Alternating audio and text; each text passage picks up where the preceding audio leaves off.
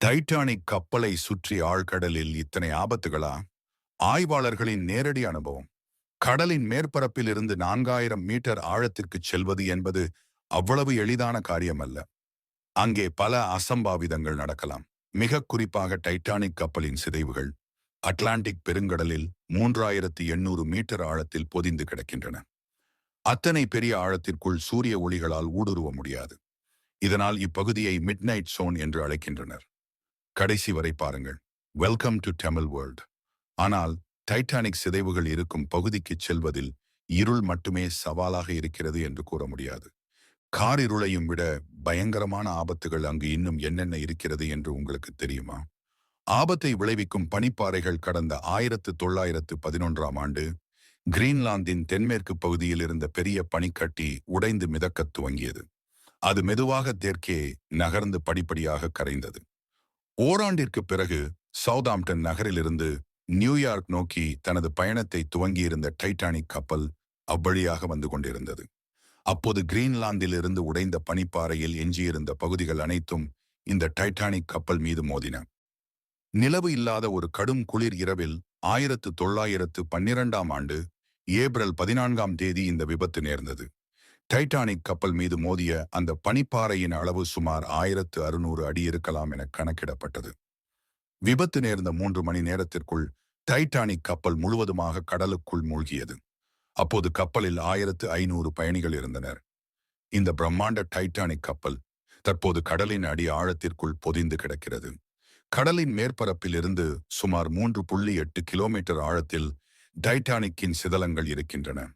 டைட்டானிக்கின் இந்த சிதலம் அடைந்த பகுதிகள் கனடாவின் நியூஃபவுண்ட்லேண்ட் கடற்கரையில் இருந்து 640 கிலோமீட்டர் தொலைவில் அமைந்துள்ளது. அங்கே இருக்கும் பனிப்பாறைகள் இன்றும் கப்பல் போக்குவரத்துக்கு ஆபத்து விளைவிக்கின்றன. 2019ஆம் ஆண்டில் மார்ச் முதல் ஆகஸ்ட் வரையிலான மாதங்களில் 1515 பனிப்பாறைகள் தெற்கே அட்லாண்டிக் கடற்பகுதியில் நுழைவதற்கு போதுமான அளவு நகர்ந்துள்ளன. இது எல்லாவற்றையும் விட தற்போது டைட்டானிக் கப்பல் சிதைந்து கிடக்கும் பகுதியே பெரும் ஆபத்தான பகுதியாக மாறியுள்ளது. அதாவது உலகின் மிக பெரும் கப்பல் விபத்தாக கருதப்படும் டைட்டானிக் விபத்தே தற்போது மற்ற கப்பல் போக்குவரத்துக்கு பெரும் சவாலாக மாறியுள்ளது. இந்த கடல் பகுதி எப்படி இருக்கிறது என்பது குறித்து பிபிசி ஆய்வு செய்தது. ஆழ்கடல் பயணம் எப்படி இருக்கும்? பொதுவாகவே ஆழ்கடல் பகுதி மிகவும் இருட்டாக காணப்படும். கடலின் மேற்பரப்பில் சூரிய ஒளி தண்ணீரால் வேகமாக உறிஞ்சப்படுகிறது. இதன் காரணமாக சூரிய ஒளியால் 1000 மீட்டர்களுக்கு மேல் ஊடுருவ முடியாது.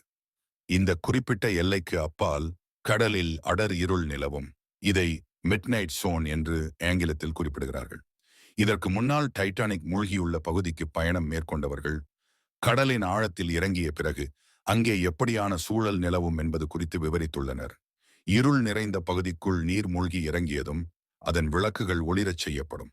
ஆனால் அதன் மூலம் குறிப்பிட்ட தூரம் வரையிலும் தான் நம்மால் பார்க்க முடியும். மேலும் அத்தனை பெரிய ஆழத்தில் எளிதாக வழிமாறவிடவும் அதிகமான வாய்ப்புகள் உள்ளன. ஆனால் அதே நேரம் பல ஆண்டுகளாக ஆய்வு செய்யப்பட்டு வரும் டைட்டானிக் கப்பலின் சிதலமடைந்த கப்பல் குறித்து வழங்கப்பட்டிருக்கும் தெளிவான வரைபடம் அங்கே செல்பவர்களுக்கு ஓரளவு பயனுள்ளதாக இருக்கும். அதேபோல நீர்மூழ்கியை சுற்றியுள்ள அம்சங்களையும் பொருட்களையும் கண்டறிய சோனார் கருவி உதவி புரியும். ஆழ்கடலுக்குள் பயணிக்கும் கப்பல் பைலட்கள் இயக்க ஊடுருவல் வழி செலுத்தும் முறை இனர்ஷியல் நேவிகேஷன் என்ற தொழில்நுட்பத்தை நம்பியிருக்கின்றனர். அவர்கள் பயணிக்கும் திசை குறித்து அறியவும் தொடக்க நிலையிலிருந்து அவர்களின் வேகத்தை கணித்துக் கொள்ளவும் இது உதவுகிறது. அப்பகுதியில் கடந்த ஆண்டு விபத்துக்கு உள்ளான டைட்டன் நீர்மூழ்கியும் இதே தொழில்நுட்பத்தை பயன்படுத்தியதாக ஓஷன்கேட் நிறுவனம் தெரிவித்தது. மேலும் அதில் ஒளியியல் சென்சார்கள், அகாஸ்டிக் சென்சார்கள் பொருத்தப்பட்டிருந்ததாகவும் அந்நிறுவனம் அப்போது குறிப்பிட்டது. ஆனால் எத்தனை வசதிகள் இருந்தாலும் கடலின் ஆழத்திற்குள் சென்றுவிட்ட பிறகு அங்கே சரியான வழித்தடங்களை கண்டறிவது கடினமாகத்தான் இருந்தது என டைட்டன் நீர்மூழ்கியில் பயணம் செய்த முந்தைய பயணிகள் தெரிவித்துள்ளனர். கடலின் ஆழத்தில் மாறுபடும் அழுத்தம். கடலின் ஆழத்திற்கு நாம் செல்ல செல்ல அங்கே அழுத்தங்கள் அதிகரித்துக் கொண்டே இருக்கும். கடலின் மேற்பரப்பில் இருப்பதை விட 390 மடங்கு அதிகளவு அழுத்தங்கள் இருக்கும். இது ஒரு கார்டேரில் இருப்பதை விட 200 மடங்கு அதிகளவு அழுத்தத்தை கொண்டது என ராபர்ட் பிளைஸ்கி கூறுகிறார். இவர் பெருங்கடல் ஆராய்ச்சிகளில் ஈடுபட்டு வருபவர். இத்தனை பெரிய அழுத்தங்களை சமாளிப்பதற்கு ஏற்ற வகையில் தரமான அடர்த்தியான சுவர்களை கொண்ட நீர்மூழ்கிகளை பயன்படுத்த வேண்டும் எனவும் அவர் குறிப்பிடுகிறார். நீரோட்டங்கள் ஏற்படுத்தும் தாக்கம். பொதுவாகவே கடலின் மேற்பரப்பில் உள்ள நீரோட்டங்கள் குறித்து நாம் நன்கு அறிந்திருப்போம். படகுகளையும் நீரில் நீந்தும் மனிதர்களையும் தூக்கி எறியக்கூடிய வகையில் வலுவான நீரோட்டங்களை கூட நாம் பார்த்திருப்போம். கடலின் ஆழத்தில் இருக்கும் நீரோட்டங்கள் மேற்பரப்பில் காணப்படும் அளவிற்கு வலிமையானதாக இல்லை என்றாலும் கூட அவை பெரிய அளவிலான நீரின் இயக்கத்தை உள்ளடக்கியிருக்கும்.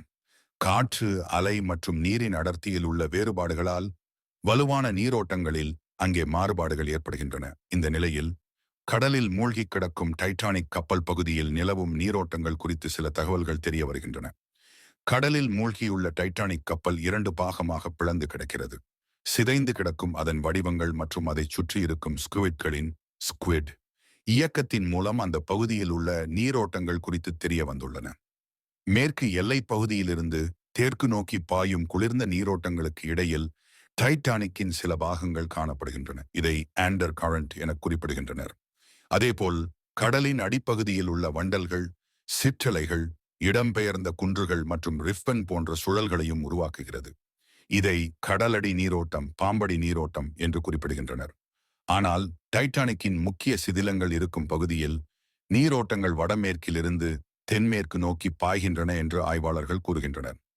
டைட்டானிக் சிதிலங்களின் மிகப்பெரிய பாகங்கள் நீரோட்டத்தின் திசையை மாற்றுவதால் இந்த வேறுபாடு இருக்கலாம் எனவும் அவர்கள் குறிப்பிடுகின்றனர். ஆனால் இந்த நீரோட்டங்களின் தொடர் இயக்கம் காலப்போக்கில் டைட்டானிக் பாகங்களை கடல் மண்ணில் புதைத்துவிடும் என பல ஆராய்ச்சியாளர்கள் கூறுகின்றனர். அந்த அளவு இந்த நீரோட்டங்களின் தாக்கம் இருப்பதாக அவர்கள் கூறுகின்றனர்.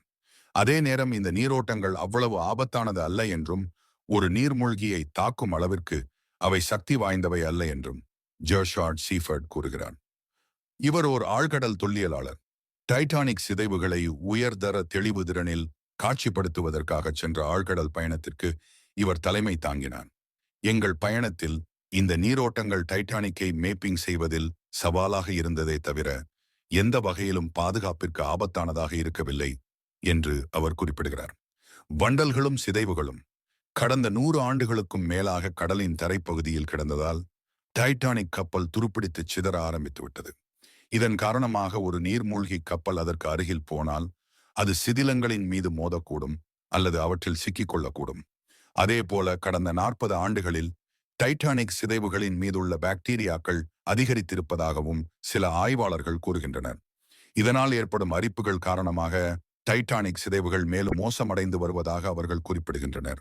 அதேபோல் கடலுக்கு அடியில் கிடக்கும் வண்டல் மண் பாய்ச்சல்களினாலும் அங்கே சில மாற்றங்கள் ஏற்படுகின்றன. இது மிகவும் அரிதாக நடக்கக்கூடிய நிகழ்வு என்றாலும் கடந்த காலங்களில் இத்தகைய நிகழ்வுகள் பெரும் சேதத்தை ஏற்படுத்தியுள்ளன.